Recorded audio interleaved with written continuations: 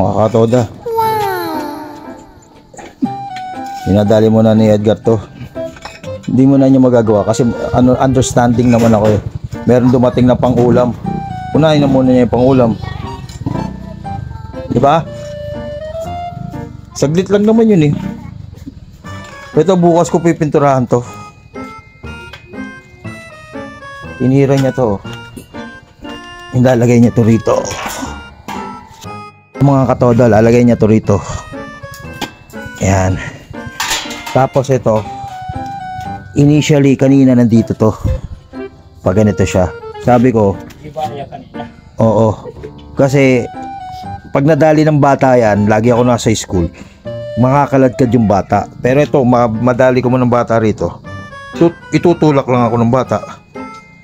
Diba? Itutulak ko lang yung bata. Kung makakadisgrasya ka. Pero lesser yung impact. Kasi pag dito mo nilagay itong bakal na to, kakalad ka rin niya yung bata ng ano. Diba? Nangyari yun sa akin eh. Kaya inano ko na.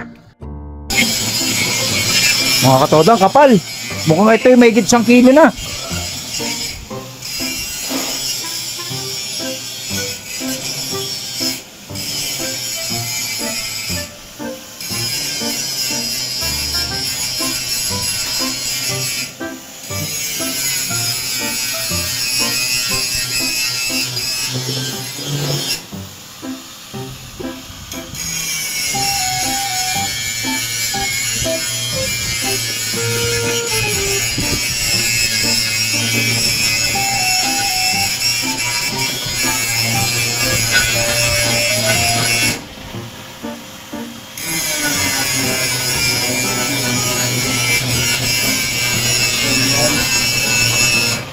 Hindi, yan na lang.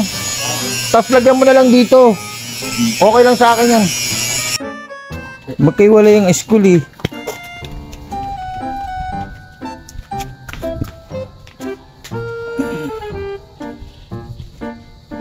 Ang taas na sa atin yan, Gar, sa Siranlupa.